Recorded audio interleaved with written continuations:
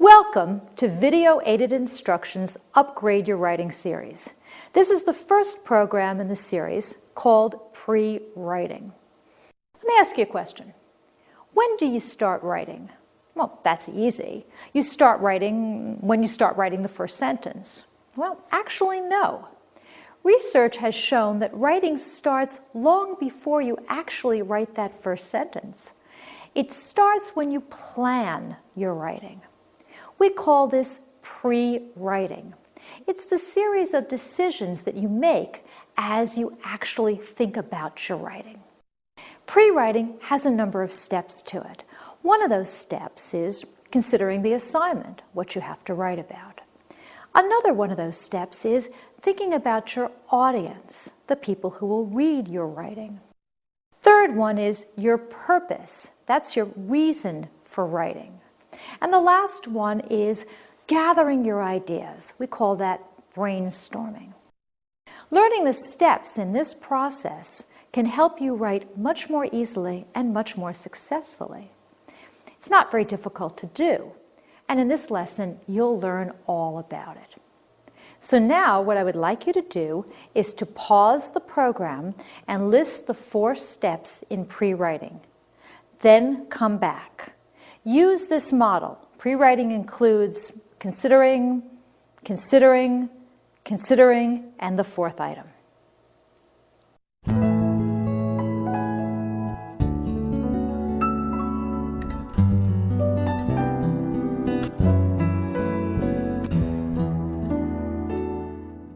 Here are the answers.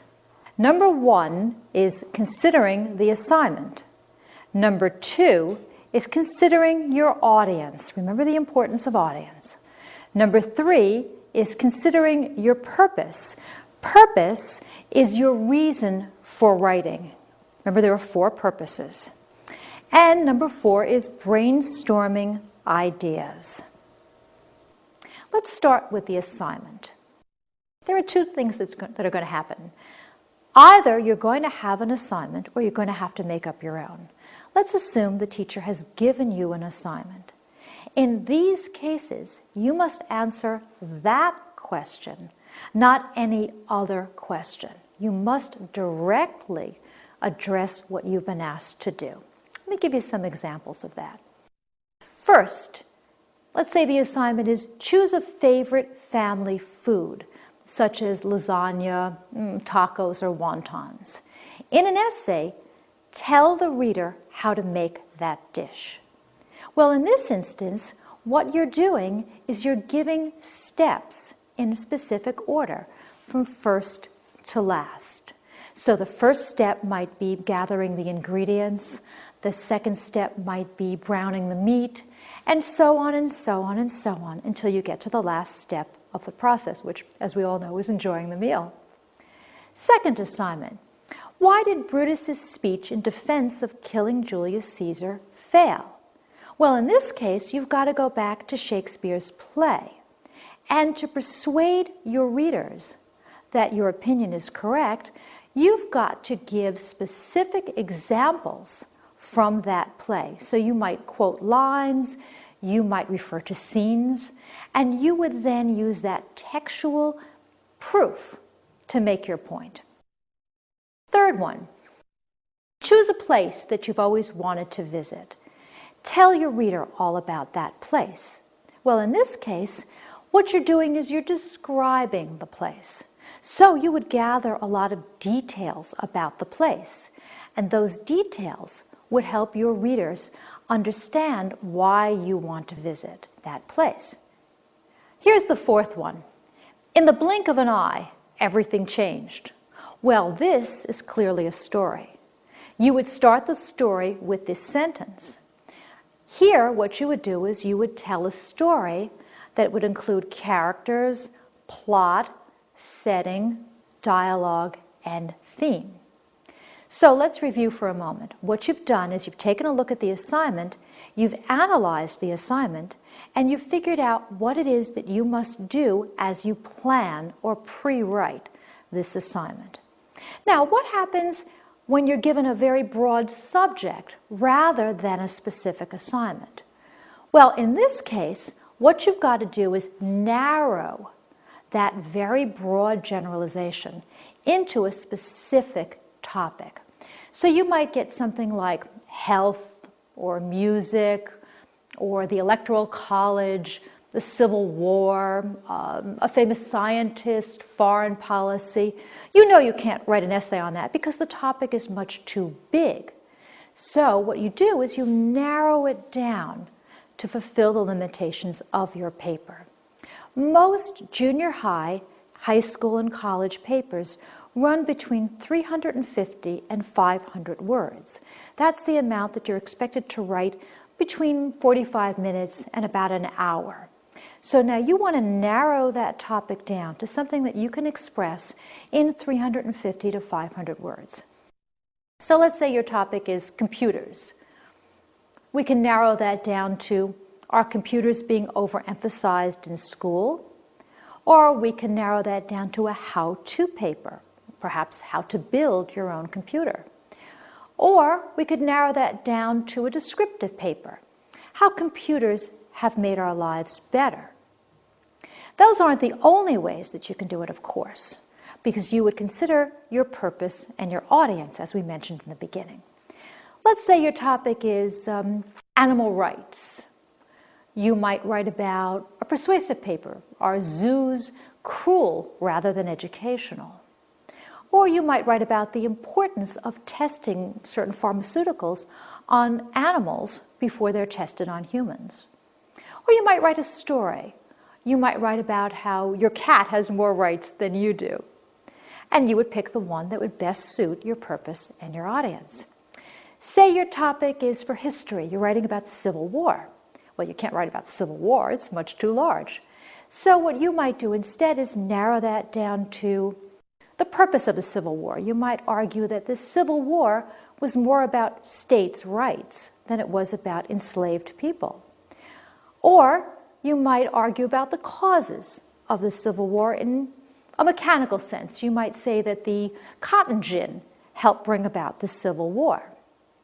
Let's say your topic is sports. You might pick a favorite sport like soccer and discuss why soccer is becoming so popular in America. Or you might write a story about when you were part of the winning soccer game. You could make up anything that would suit your purpose and your audience, as long as it was narrow enough that you could do it within about 45 minutes to an hour. Let's say you're back in history class or social studies and you've got to write about voting. Maybe the Electoral College, how the Electoral College works. That would be a how-to paper. Or the importance of getting young people to vote and to become involved in their civic responsibility. Or maybe you'd write a story about the first time that you became aware of voting and maybe you went into a voting booth with one of your parents. How about healthcare? That's a big topic now. Maybe you could argue about the government should spend more money for healthcare. Or you might want to tell a story about getting a very bad cold and having difficulty recovering from it. Or you could talk about how the government should increase funding for rare or so-called orphan diseases. And another good argumentative paper might be school should be held year-round. You should go to school all the time and not have summer off. Or maybe a story about the first day of school and what you remember from being 5 years old. You get the idea. What you're doing now is you're taking a very broad, general topic that's too big for a paper, and you're narrowing it down to suit your audience and your time and your purpose. Now, what happens if you're not even given a broad general topic? What happens if your teacher just says to you, well, write? In that case, you've got to start with your own ideas and what interests you. Think about the kind of stuff you like to read, for example. If you find the topic interesting, chances are you'll write about it with more detail, and your audience will find it more interesting as well. Furthermore, you'll know a lot more about it because you've read about it extensively. So you'll be less tense about the writing because you'll have more details and examples to draw on. And this will make the writing easier and more fun as well as more interesting. Now, topics really do matter. as I'm sure you've realized by now, because a good topic can make your paper very interesting, but an unsuitable topic can make your paper not so interesting. How can you tell if a topic is unsuitable? Well, first of all, you can't write about it in the time that you've been given. It's just too big. Second of all, it's very boring, or it's been written about so much that nobody really much cares about it. Third, you don't know enough about it and you don't have time to do the research to learn about it.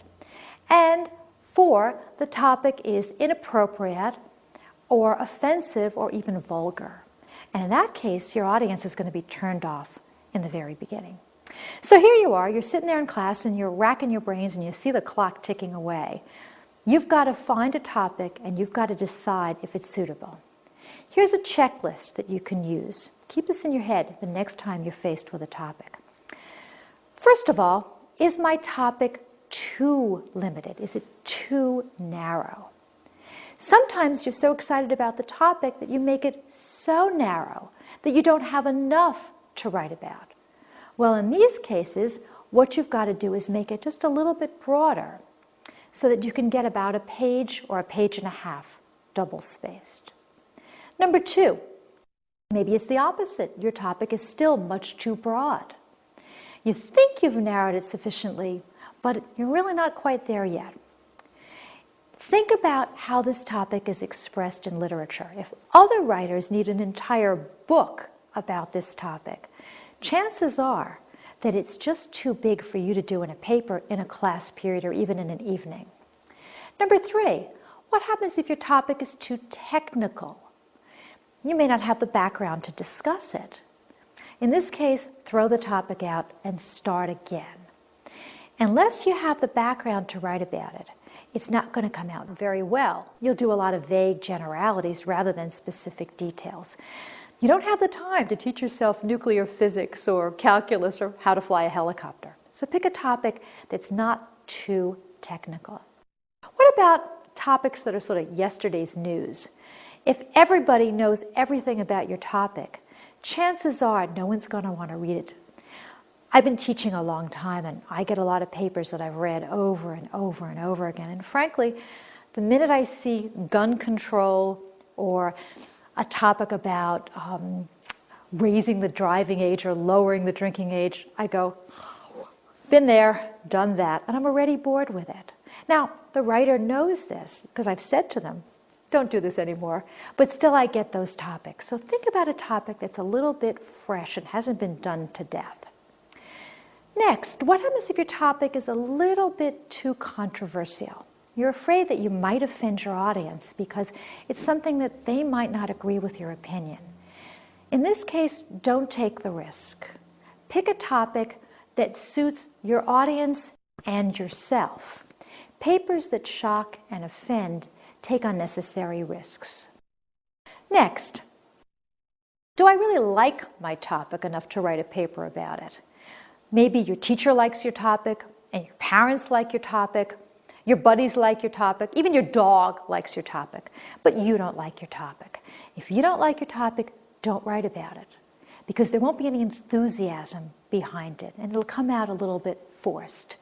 Pick something, if you have the option to do so, that you really enjoy writing about. So now, what I would like you to do is to pause the program and identify the following as subjects of essays or topics of essays. Remember to distinguish between the two, subjects and topics. Explain why you made the decisions that you did. Then come back.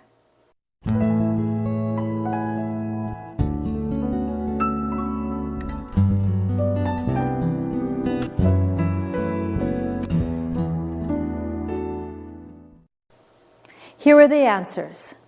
Number 1 is a subject.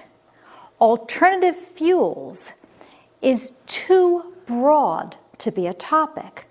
You could take alternative fuels and you could write an entire book, maybe even a series of books on this particular subject. And because it is so broad, you know it's a subject and not a topic. Number 2, Henry Ford's development of the assembly line resulted in the mass production of cars. Well, that's a topic because that's narrow enough for you to write a paper on. It's just enough there for you to get into some real substance, but not too much that you've got to develop a whole series of essays and books and even an encyclopedia on the topic. Number 3, America's legal system. Well, that's a huge, huge subject. America's legal system is the subject of many, many volumes and many websites. So that would be a subject. Number 4, America needs a flat tax. That's relatively narrow, so you know that that's a topic. And that would be a good topic to use as an essay. Number 5, butterflies. Clearly a subject because it's enormous. There are so many, many different kinds of butterflies and so many things that you could say about butterflies. You could describe their migration patterns, you could describe how they look, you could describe their processes of gathering nourishment. So that's so broad that that would be a subject. And number 6, is intelligence determined by nature or by nurture?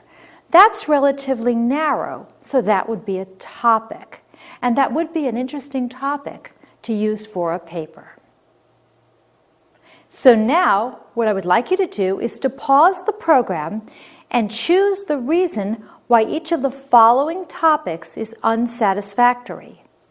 Choose from the list of reasons that follows. Here are the reasons. Number 1, they're too broad and cannot be completed within the time allocated. In other words, they're just too large. Number 2, they're boring or they're written about too often. As a result, your audience won't find them particularly interesting. And number 3, they're unfamiliar, so you can't write about them knowledgeably. You don't know enough about them, and it would be very difficult and time-consuming for you to find the information that you need. So again, number 1, they're too broad. Number 2, they're boring. And number 3, they're unfamiliar. Then come back.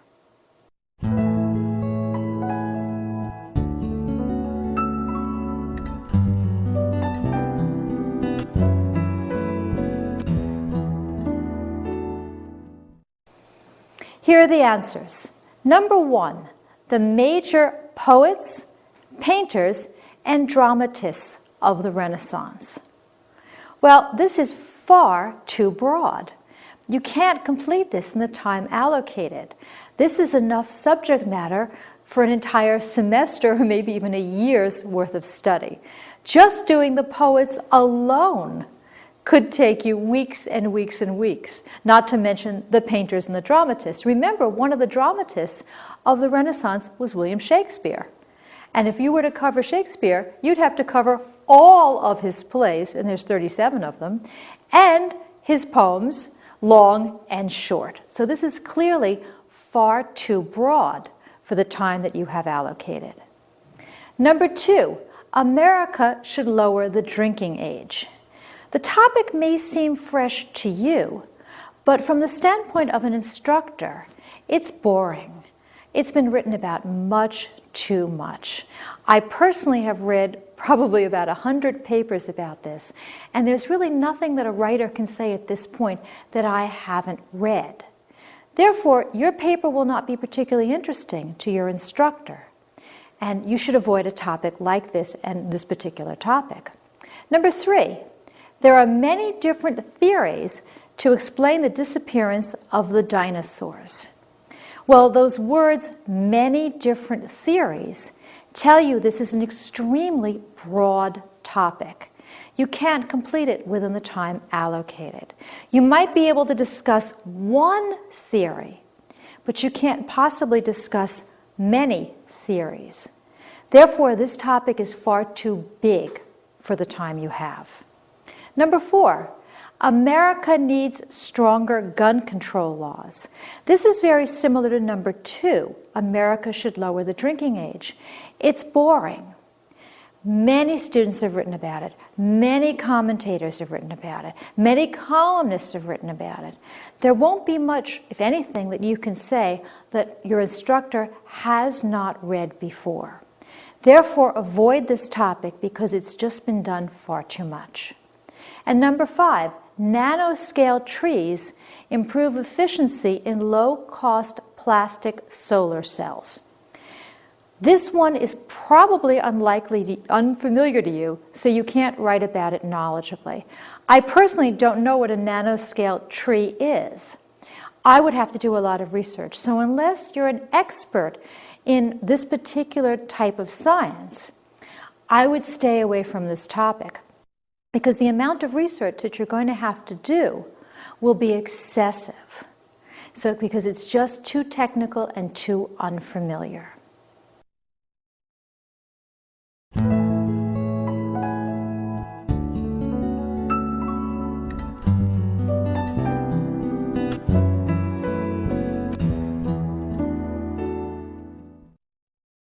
Now, let's talk about why these 5 topics would be suitable for a paper. Number 1, media producers should prosecute people who download copyrighted music. Well, first of all, you're going to find this topic very interesting, most likely, and your teacher will probably find it interesting as well. The topic is controversial. It has 2 sides. There are advantages to prosecuting people who download media. They are stealing stuff, but there are also disadvantages because you might be going after, let's say, a 5-year-old who's just taking a song. So you've got 2 sides. You can argue both. You can decide one side is stronger than the other. You can find information relatively easily.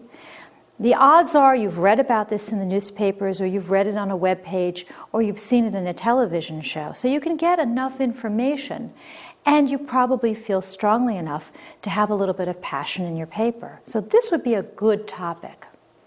Number 2, students should be placed in classes according to their academic ability, not their age.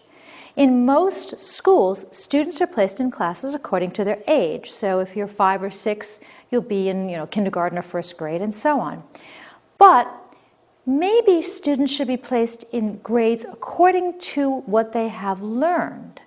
It's an unusual topic. There hasn't been a ton of stuff written on it, but there's enough stuff that you could find the information that you need. Also, your teacher hasn't read it over and over and over again, so she or he would find it interesting, and you would probably find it pretty interesting because it may not have been something that you've thought about a great deal. It's narrow enough to fit into your time frame, and it's broad enough that you can find enough information to write what you need. So this would be a very suitable topic as well. Number 3, why my father is my hero. Well, this could be your father, perhaps your mother, maybe an aunt or an uncle or a sibling, maybe a teacher. This is a good topic because it's sufficiently narrow. You're dealing with only one person, and you would know the person well enough that you would be able to do the research. So using this one, why my father is my hero, you might discuss 3 specific examples, 3 reasons why you admire your father. Your teacher would find that interesting because your teacher wouldn't know your father and would like to read something about an admirable person. You would find it interesting because you know this person very well and you can get sufficient detail. So this would suit because it's not too broad, it's not too narrow, it can be researched relatively easily, and it would be interesting for you and for your audience. Number 4, how to solve a quadratic equation. This one works extremely well because you've got a clear-cut process with steps. You can discuss step 1, you do this, step 2, you do this, step 3, you do this, step 4, you do that, and so on and so forth. It's broad enough that you've got enough to fill 350 to 500 words.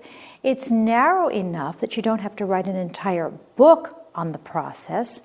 There are clear-cut steps, so you have information that you can write about, and you know where to get that information. Either you know it from your math class, your math teacher, or you would look in your math book to find information.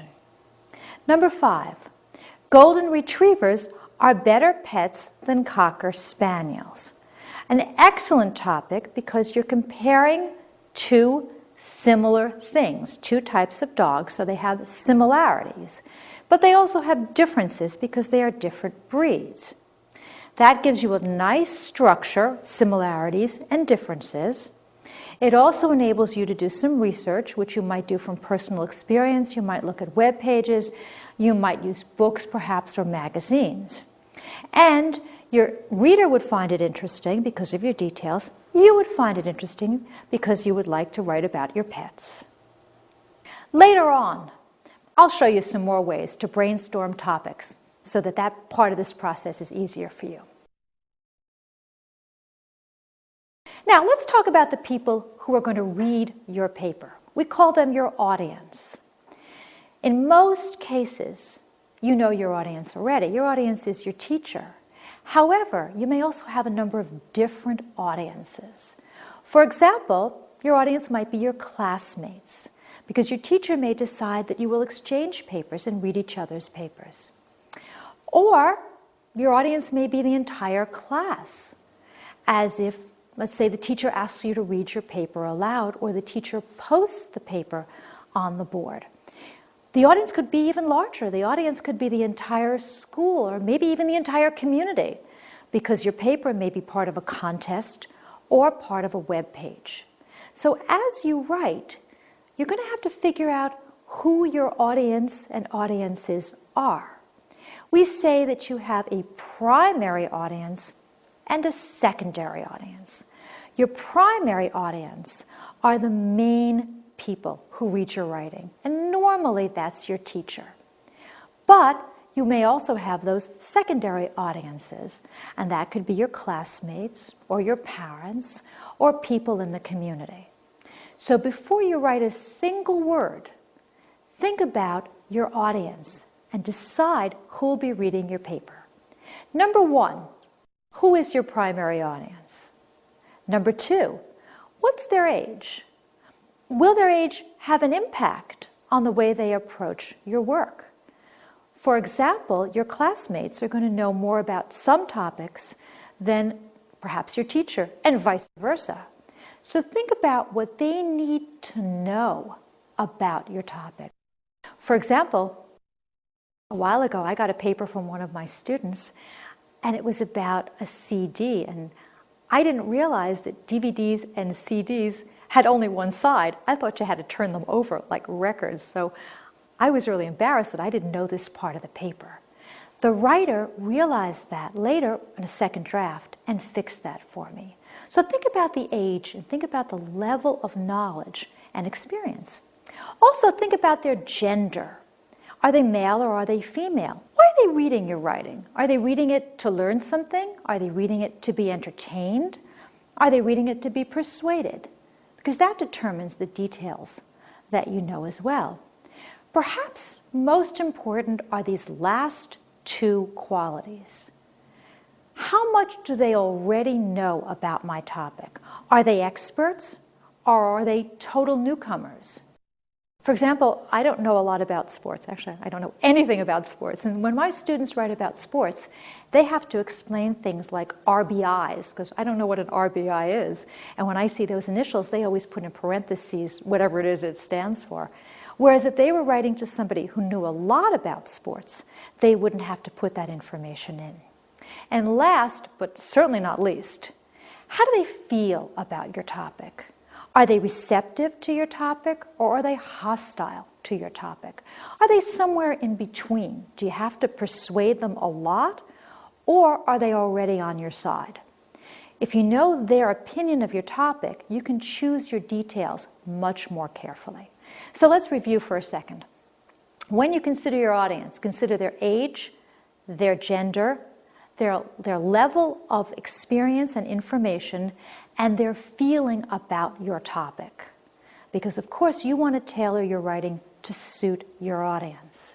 So now what I would like you to do is to pause the program and identify the audience for each piece of writing. Remember, the audience are the people who are going to be reading your writing. Identify the secondary as well as the primary audiences. The primary audiences, recall, are the ones you are sure will read your writing, the person for whom you're writing specifically. Secondary audiences can be anybody else who would happen to read your writing. Then come back.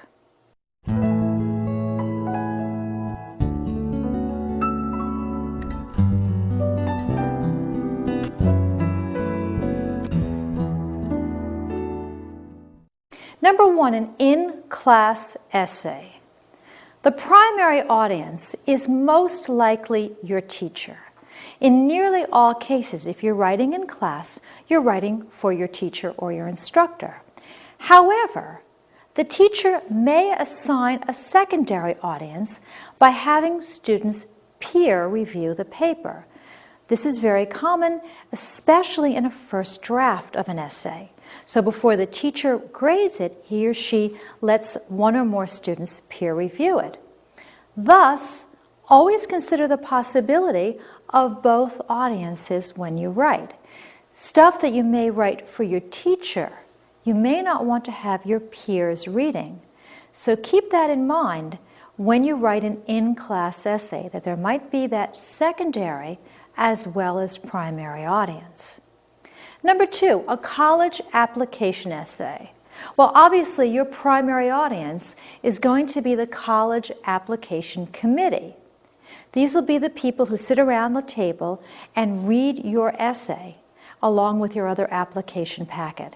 It's unlikely that there's going to be a secondary audience. They're most likely not going to give it to any other committee because they are the final arbiters of whether or not your application suits their specific needs for admission. Now, before you submit that essay, you may want other people to read it and check it for you, but they're not your audience. They're simply people who are reviewing your work. Your audience is that college application committee. Number 3, a class newspaper. Well, it's a class newspaper, so your primary audience will be your teachers and the other people in your class, your classmates.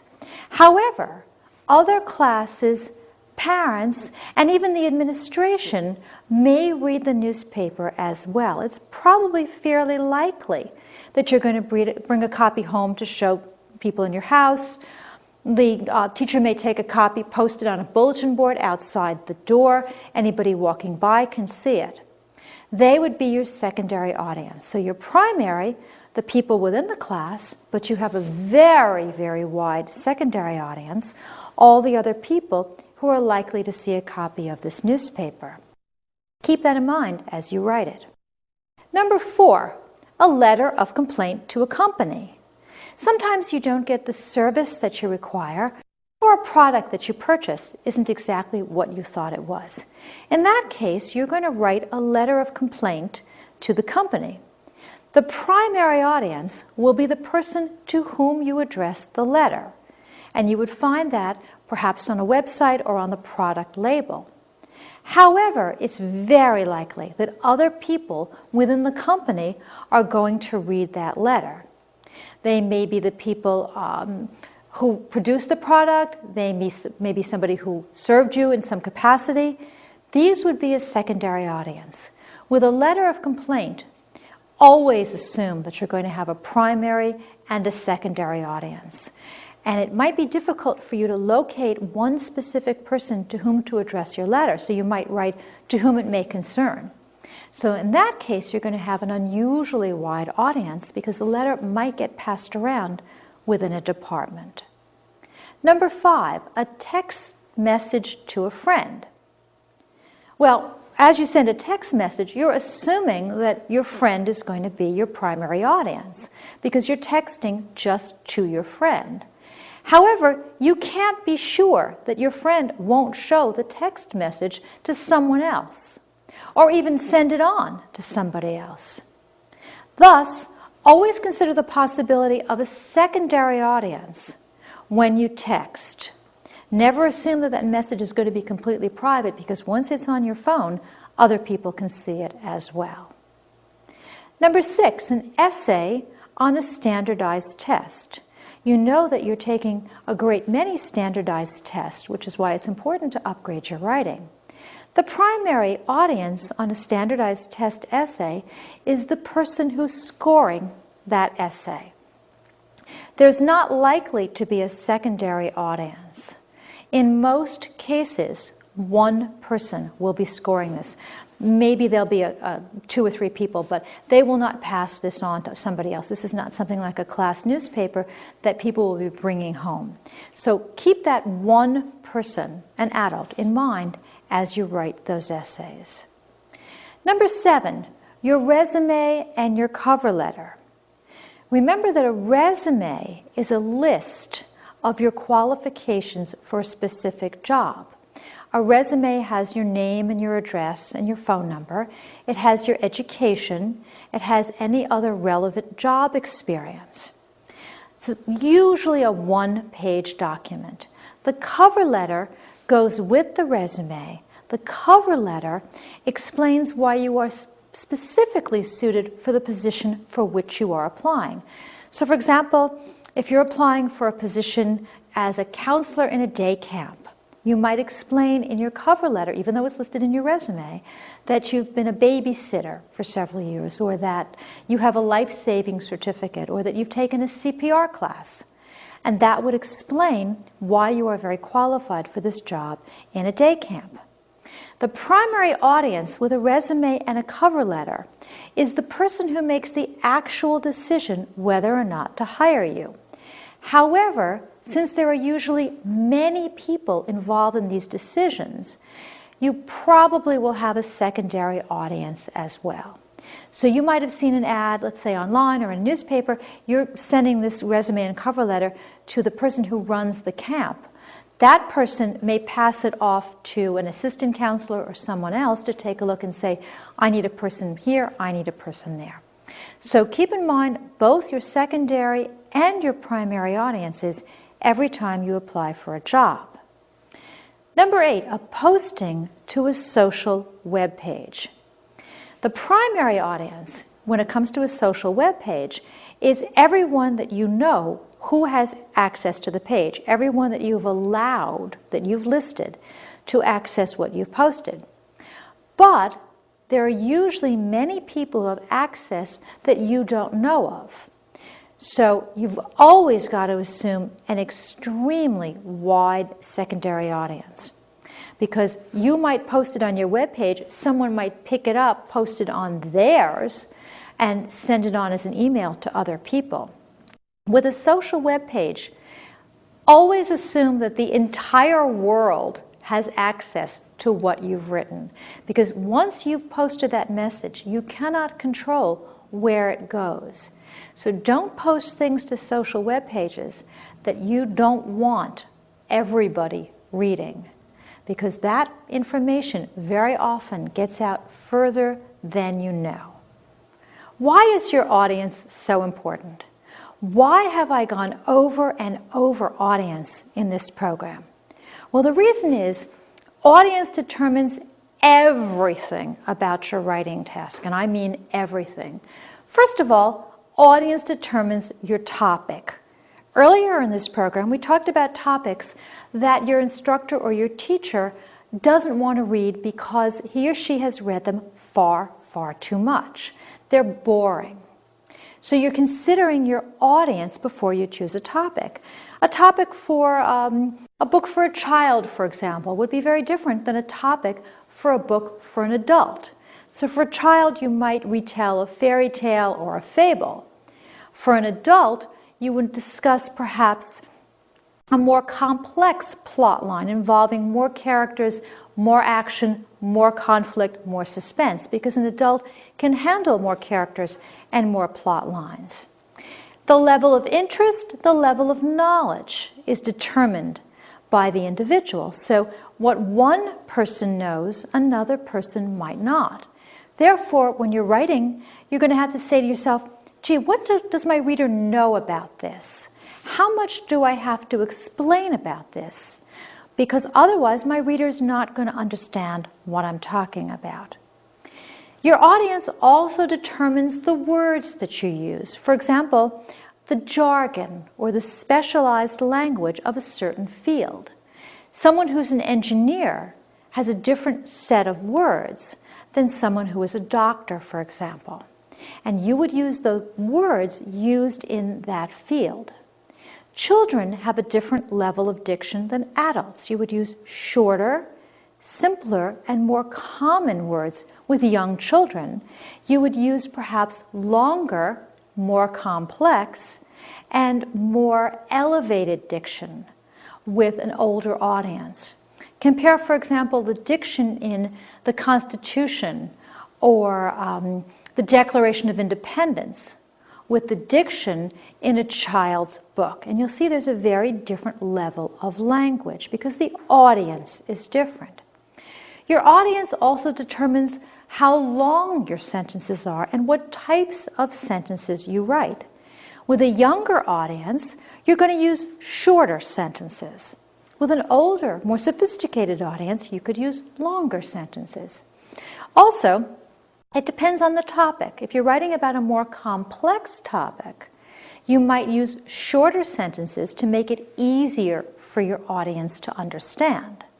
You might use compound, complex sentences with one audience, but only simple sentences with one independent clause with another audience. Your audience also determines the length of your document.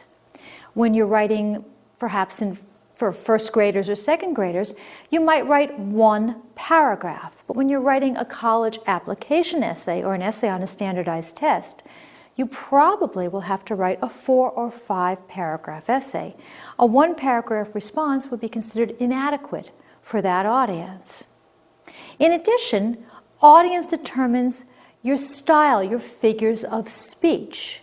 You might use more similes, more metaphors, more personification with one audience than you would with another, because you know that those readers like a style that has more figures of speech, where the other audience perhaps likes a style that's more streamlined. Last, your audience also determines the tone, your attitude toward your material, whether you're positive, whether you're negative, whether you support it strongly or you don't. So your audience determines everything about the writing task: your topic, your word choice, your sentence length and variety, the length of your document, the figures of speech, and your tone. You cannot write anything until you've analyzed your audience and figured out their specific needs.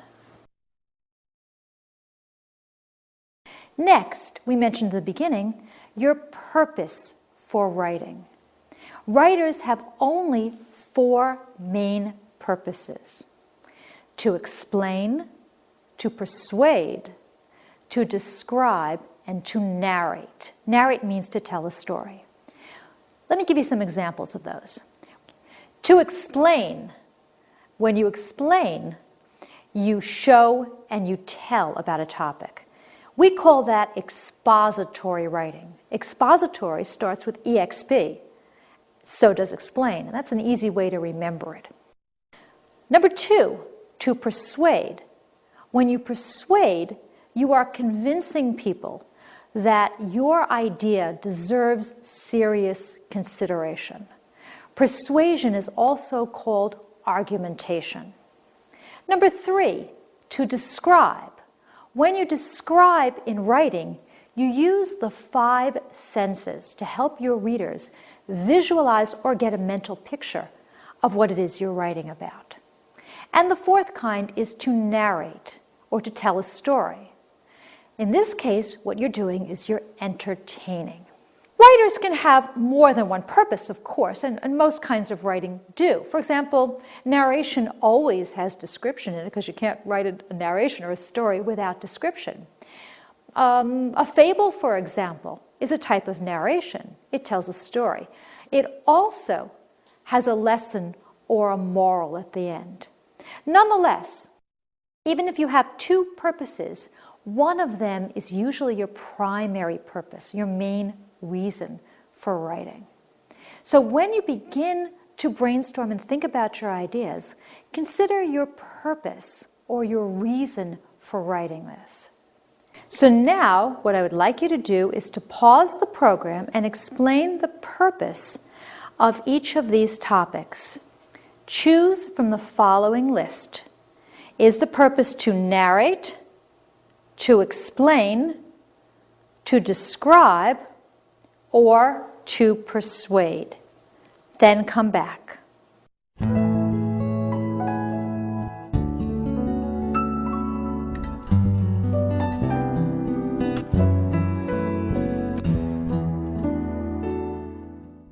Here are the answers. My mother's herb garden. Well, probably you will describe the herb garden.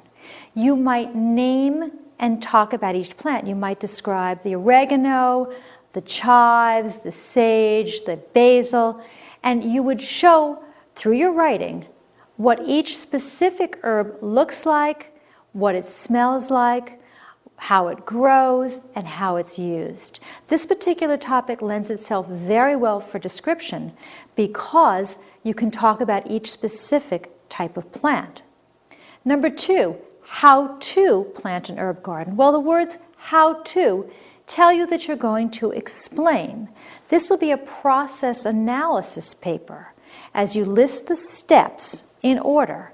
For perhaps to plant an herb garden, you might first choose which herbs you're going to grow, then you might prepare the soil, then you would actually plant the herbs, then you would have to water them and fertilize them and weed them and so on. So you're doing step 1, step 2, step 3, step 4. You're explaining the process.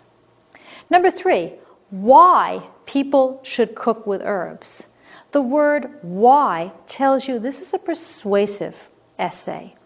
Why should people cook with herbs? Well, maybe herbs give your food a lot of flavor without adding many calories. Perhaps herbs make your food look prettier because you can sprinkle them on top. So you would try to persuade your audience to use more herbs in their cooking by giving specific reasons why, as I just did with those 2 reasons. And number 4, the rabbit and other creatures in the herb garden. Well, this probably would be a story. You're going to narrate. You're going to tell about the rabbit who maybe got into your herb garden and started nibbling on certain things. And so to spite the rabbit, what you decided to do was to plant carrots around the edges. And the rabbit ate through one part of the carrots and then ate all the way through the garden and ate everything in its path. Or maybe you decided, why not? Let the rabbit have some food.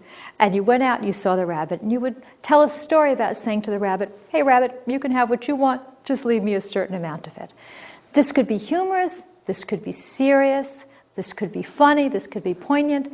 But it would be a story about a rabbit getting into your garden.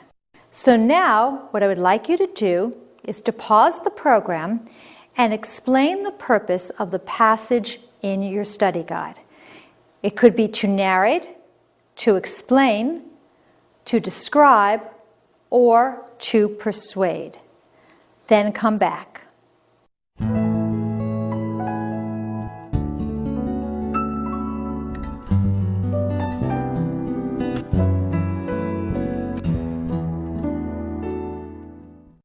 The purpose is to narrate, to tell a story. You can figure this out because the passage does indeed tell a story. It has characters, Lucy and Mark. It has a plot, a series of events related in order, and it has a setting. The writer has also created a conflict and suspense. The suspense is especially evident at the end of the passage. The mountain, it wasn't there before, Mark responded. Don't be a fool. Mountains don't rise up in 10 minutes, Lucy said. At that part, we see the suspense as we're wondering what's happening. So this is a narration or a story. So now what I would like you to do is to pause the program and explain the purpose of the passage in your study guide. The purpose could be to narrate, to explain, to describe, or to persuade. then come back.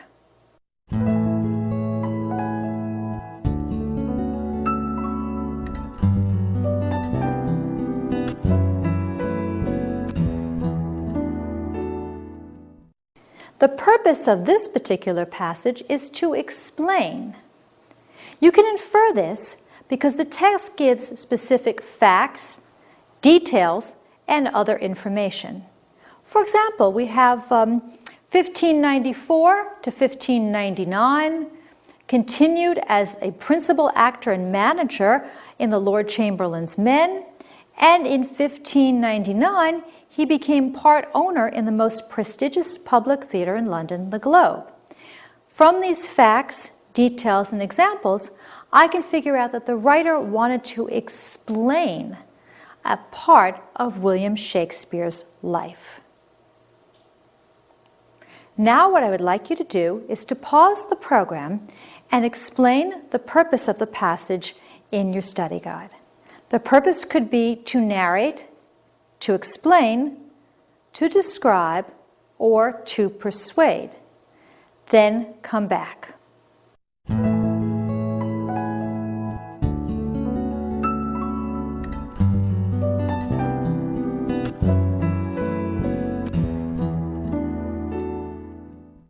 The purpose here is to describe.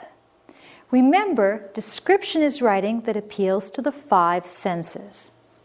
You can figure this out because the writer gives a great deal of detail, sensory detail, such as the heat of this long ride, which appeals to our sense of touch, our total lack of water appeals to our sense of taste, and our thirst became so oppressive, again, our sense of taste.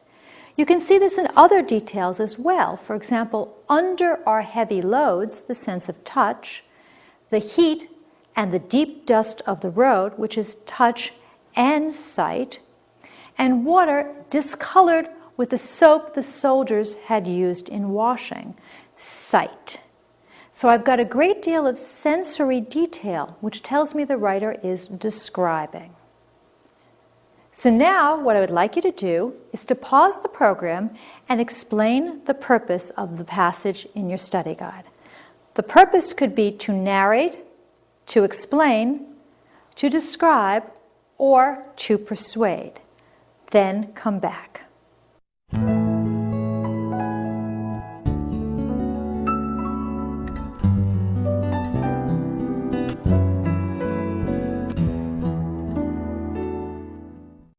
The purpose here is to persuade. The writer is trying to convince the audience of his or her opinion. You can figure this out because the writer is arguing something. The writer believes that reading is the single most important activity that students can do. As a result, all students should have an hour of mandatory reading time every day, the writer believes. Now this is very controversial because not everybody would agree with it. Some people, for example, might say that math is far more important than reading. Others might say, and I would be one of them, that writing is as important, maybe even more important, than reading. Some people might argue that kids need an hour of physical education a day, that they shouldn't have to sit and read. They can do that in the evening. Maybe during the day they should go out and play. So it's a controversial topic that has different sides. The writer is trying to persuade, and you can figure it out because the issue has different sides. Now remember, most often writers combine their purposes. A narrative essay will very often have a great deal of description in it. A persuasive essay might open up with a brief narrative to set the scene. So I've sort of taken these apart so you can see them individually, but very often they are combined in writing. However, usually one specific purpose will predominate. Stories are stories. Descriptions are descriptions. Speeches that persuade are persuasive. Instructions seek to explain.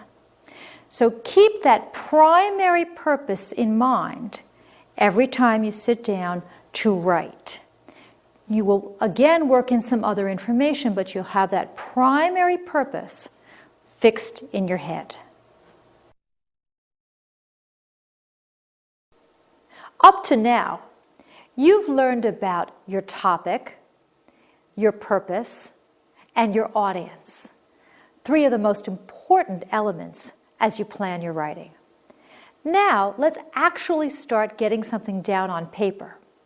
We call this brainstorming. It's an umbrella term for many different techniques that professional and student writers use as they get ready to really start drafting. Let's say that you have a normal class period. You've got about 45 minutes in which to write your essay. In that case, brainstorming should not take you more than perhaps 2 to 4 minutes. They're quick and they're easy techniques. All the methods that you're going to learn shouldn't take you more than perhaps 2 to 4 minutes. What I'd like you to do is try all these different methods. That way you'll see which ones work best for you. But you're going to find that perhaps on Tuesday one method works well and it doesn't work as well on Wednesday. Don't worry. In that case, just switch to a different method. And by juggling all these methods, you'll be able to always get started as you have to when you're faced with time constraints. If you do have some problems, we call that writer's block. We're going to talk about that in a subsequent lesson.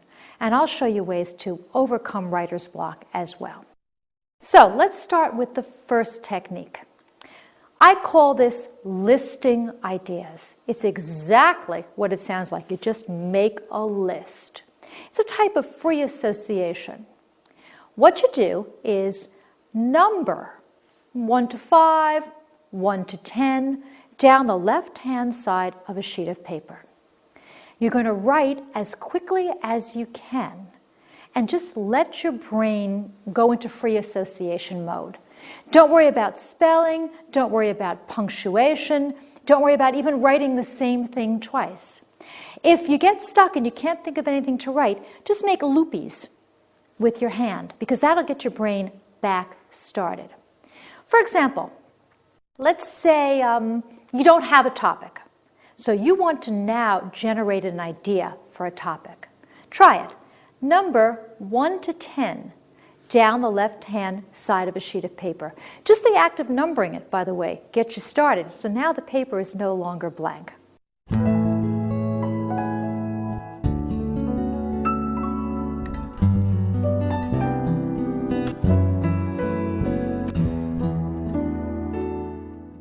Here's my list. I wrote down genetic engineering, school uniforms, cell phones, the Industrial Revolution, instant messages, Hamlet, school cafeteria food, the War of 1812, immigration, and after-school jobs. As you can see, I did put my brain on autopilot, and I just came up with any idea that I could. Now, which topic would I choose? Well, remember, I'm going back to my audience and my purpose. Knowing my audience, which in this case is my teacher, I think I would choose cell phones because I know a lot about it. And I know my teacher would be very interested in it because we've been having some problems in school lately with cell phones. I think I could write a very good essay about the advantages, the good parts, and the disadvantages, the bad parts about cell phones.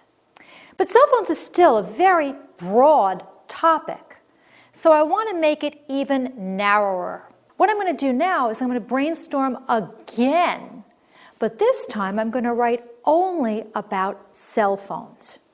I want to see how many subtopics I can generate, that if I have enough to even write about the paper, because I may think I know more about cell phones than I do. Do it with me.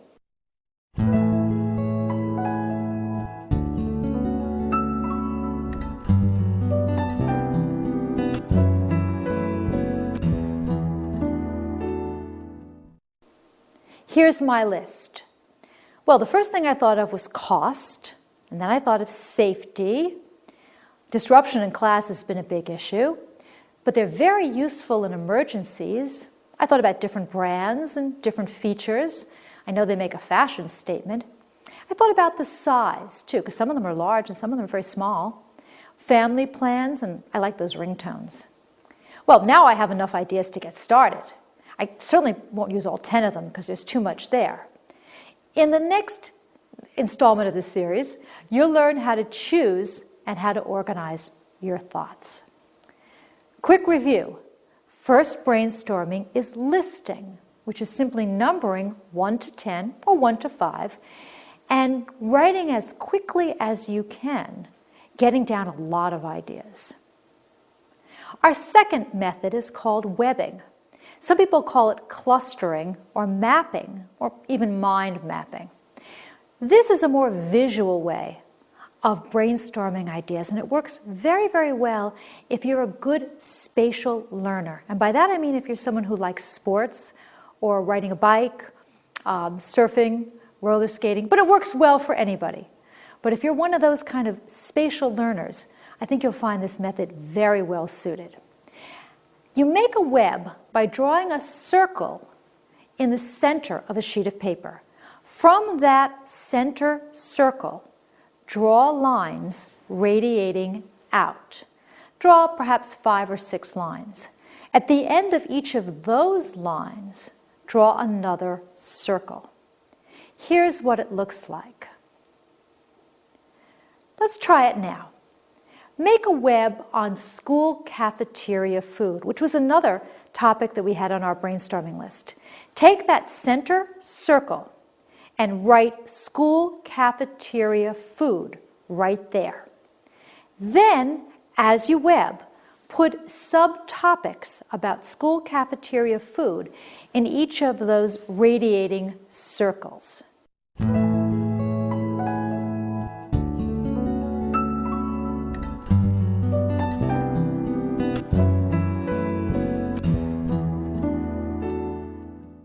Here's what my web looked like. How does it compare to yours? Well, you'll see I wrote school cafeteria food right in the center of my web. And then on top I wrote limited food choices, poor and good nutrition. I wrote low cost, it is very convenient. I wrote portion size, they are a little small, and I tend to prefer fast food. Yours may be the same, yours may be different, but it doesn't matter. What matters is you've got some subtopics now, and you can decide if you have enough to write on or you want to try another topic in the center of your web. So let's review for a second. Webbing, also called mapping or clustering, is a visual way of brainstorming ideas. When you make a web, you draw a circle in the center of a sheet of paper, and then you draw lines radiating out from it. In those lines, at the end, you draw little circles and you put subtopics. And remember, this should take you no more than perhaps 2 to 4 minutes to do. Let's turn to our third way of brainstorming ideas. I call this charting. Charting is another visual method that you can use to generate ideas. You can make up any chart that you like. I'm going to tell you about a number of different charts, and I'm going to give them different names to make them easy for you to remember. The first kind we'll call a Venn diagram. It's especially helpful when you do a comparison-contrast essay. Remember, comparison is when you show how things are similar, and contrast is when you show how things are different. A Venn diagram shows 2 interlocking circles. It shows all the qualities of item 1 in the left-hand circle, all the qualities of item 2 in the right-hand circle, and how the 2 are the same in the center part of the diagram. Complete the following Venn diagram on the topic of fast foods versus home cooking. So now what I would like you to do is pause the program and try this yourself. Draw the Venn diagram, fill it in, and then come back.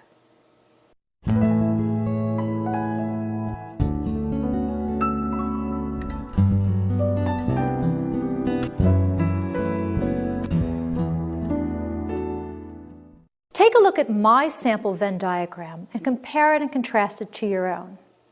On the left, I wrote about fast food. On the right, I wrote about home cooking. The left circle, I said that fast food tends to be quick and easy to prepare. I said it's filled with salt and fat.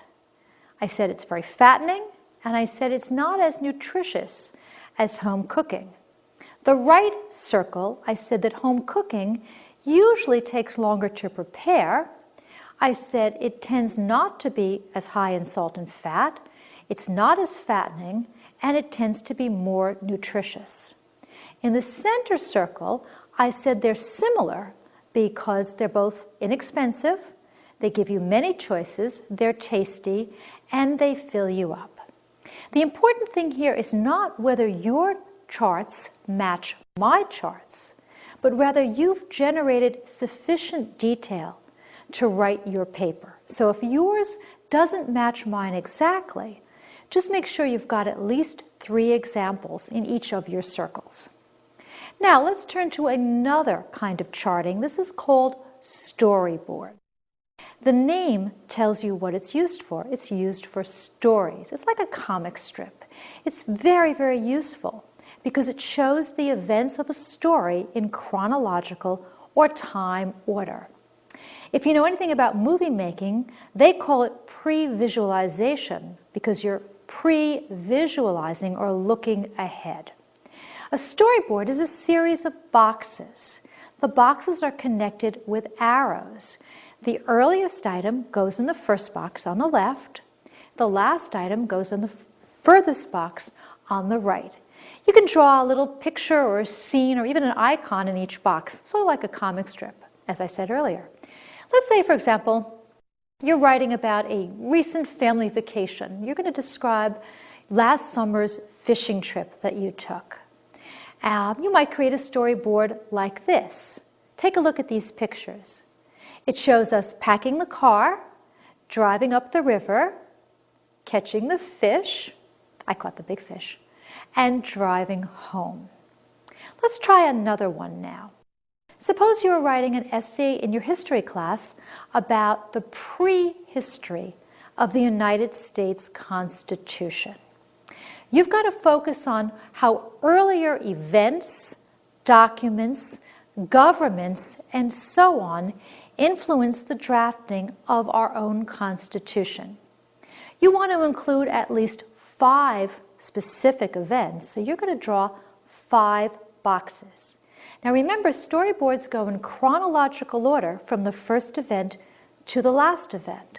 So you're going to start with the earliest documents, and you're going to move on to the latest documents and events. What I'd like you to do now is pause the program and try this yourself. Draw the 5 boxes, fill in each document or event, and then come back.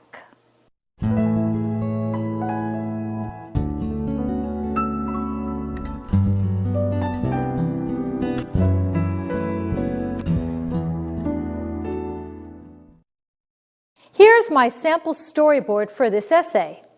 You can see that I've chosen 5 of the events, documents, governments, etc., that some historians believe had an influence on the drafting of the United States Constitution. In the first box, I placed Greek democracy. Then I put the Roman Republic in the second box, then the Magna Carta, then the Enlightenment, and finally the Articles of Confederation in the last box. Of course, there are many different ways to fill in this kind of storyboard. You might have included, say, the Charter of the Massachusetts Bay Colony, or even the Declaration of Independence, so don't worry if your storyboard varies from mine. The important thing is to get specific events in each box in time order. And notice that for abstract ideas, a little sketch or icon and then the appropriate phrase does the trick nicely. A storyboard is really just a quick illustrated timeline that can help get your brainstorming juices flowing. Now let's take a look at another type of charting. This one is a 2-column chart. It's very useful when you're writing about 2 related people, places, things, or ideas. Let's say that you wanted to write an essay about whether fast food franchises should be allowed to serve and prepare meals in school. One of the nice things about charts is you can use the same topic or a variation on the topic, and you can develop it in different ways. So I'm taking a topic that I used earlier, giving it a little bit of a spin, and showing you now how to use it in a 2-column chart to develop a slightly different essay. Would you now complete the following chart on the topic, should fast food franchises be allowed in schools? Put your pros, your advantages, on the left, and your disadvantages, your cons, on the right. What I'd like to ask you to do is please pause the program and try it yourself. Then come back.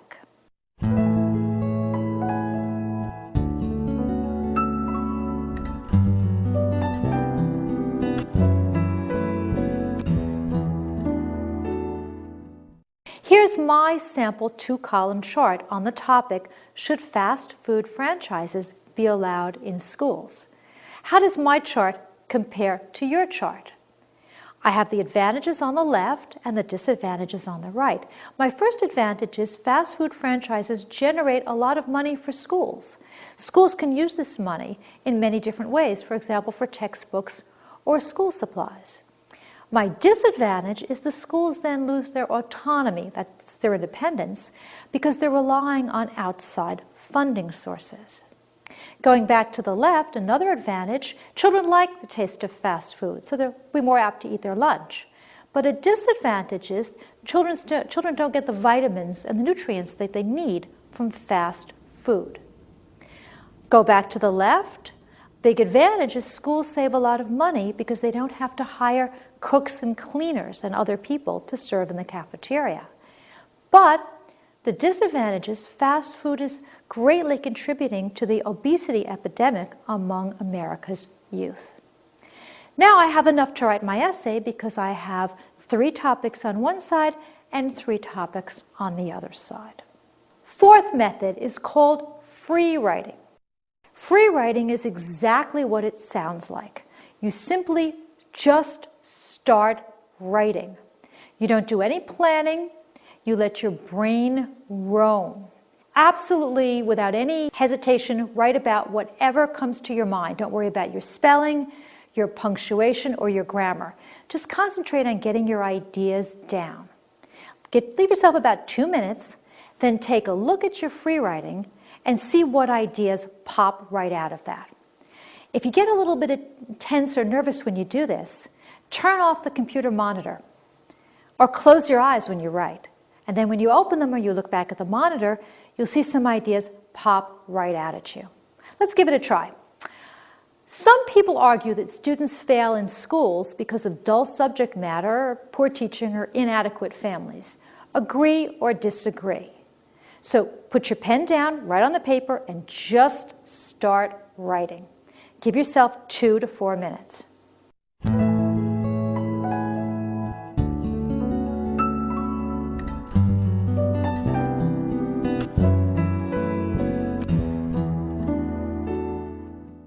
Here's what I wrote.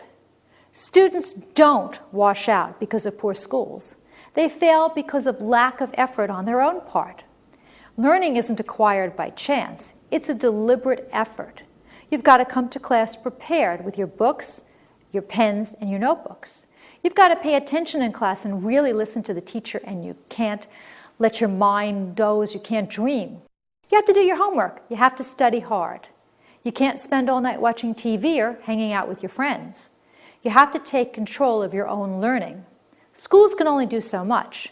Even the best schools can't help you if you don't put much effort in. Now, this is certainly not a finished essay. I don't like the tone. It comes across as sort of hectoring and lecturing, and it's a little bit stuffy. But I might pick out a couple of the ideas here that I like about not sleeping in class, about coming to class prepared, and take those ideas and use them as the basis of my essay. Let's talk about asking questions. It's our 5th method of brainstorming. With this brainstorming method, you ask questions. There are 6 of them. Who, what, when, where, why, and how. They're usually called the 5 W's and the H. This method forces you to approach a topic from several different vantage points. It helps you narrow your topic and focus your ideas. As a result, it's a very good method to use when you want to make sure you have the details that you need to write your paper. Let's try it now with a rather technical topic, the assassination of President John F. Kennedy. Down the left-hand side of your page, write who, what, when, where, why, and how. And then see how much detail you can fill in about these.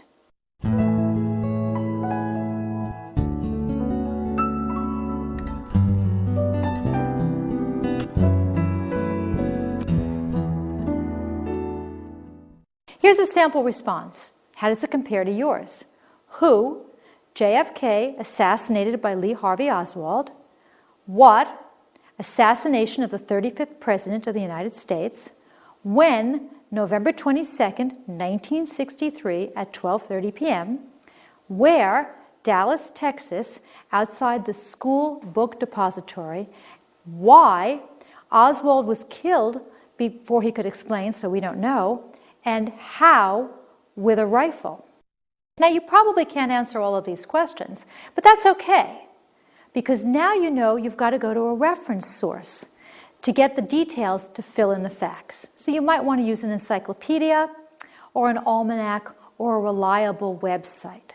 If you can't answer all of these questions, you don't have enough detail to use to write your essay. So now what I would like you to do is to pause the program and list the 5 methods of brainstorming. Then come back.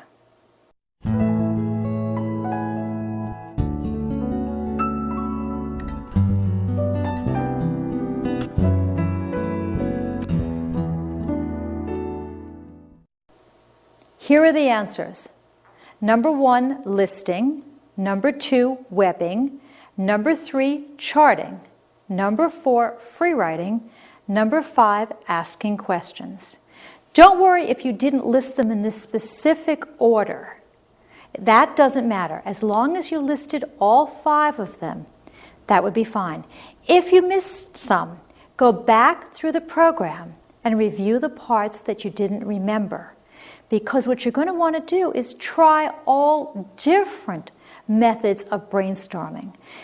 Sometimes one will work better in a specific situation than the other, as we discussed. So, for example, if you're taking a standardized test and you're feeling a lot of pressure, you might find that free writing works better for you. But maybe the next time you take a standardized test, listing works better for you. So you want to know all 5 methods so you can switch off, so you never get stuck and you don't sit there and think, oh my gosh, now what do I do? You'll always have something in that tool bag, and you can just reach in and take out one of these methods and try it. And if that particular method doesn't work, you can try another one. So again, review the program to make sure that you're familiar with all 5 methods. In this program, you've learned all about brainstorming.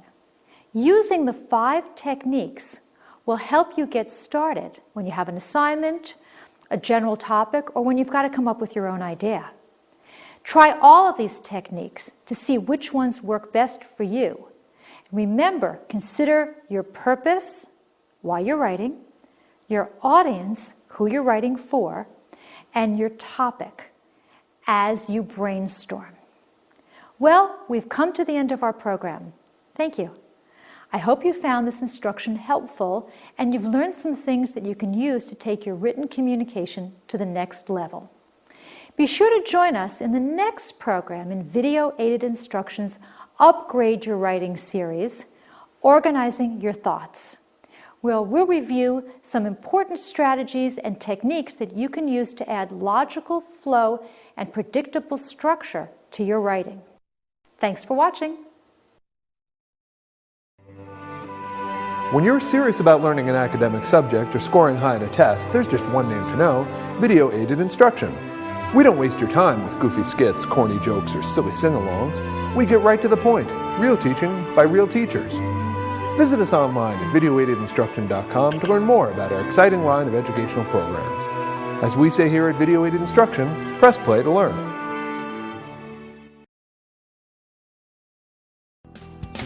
Do you want to earn better grades in school or boost your scores on standardized tests? Do you want to increase your fluency in English or improve your communication skills at work? Or do you simply want to relearn those forgotten grammar rules? Well, look no further. Video Aided Instruction's English Grammar Series is a great resource for everyone, whether you're new to English or you've been speaking it for years. Our one-of-a-kind series can help you master even the most complicated grammar topics. Be sure to view the entire series: English grammar sentence structure, parts of speech, sentence complements, verbs, pronouns, agreement, modifiers, parallel structure, punctuation, and spelling and capitalization. So don't let mistakes in English grammar embarrass you or hold you back. Let Video Aided Instruction help you eliminate them from your speaking and writing forever. If you're getting ready to take your SAT, don't forget, your score can make or break your chances of getting into the college of your dreams. That's where Video Aided Instruction's SAT series, a complete SAT course on DVD, can make all the difference. Our comprehensive SAT series will help you prepare thoroughly with insider strategies for making sense of tough reading passages and sentence completions, mastering the tricky rules of grammar, usage, and mechanics, crafting a well-written, high-scoring essay, unraveling those mind-boggling math problems, avoiding lengthy computations by using proven shortcuts, and much more. Get that all-important edge over the competition with SAT Critical Reading, SAT Writing, and SAT Math. After viewing these exceptional programs, you'll be able to take the stress out of SAT success and maximize your score.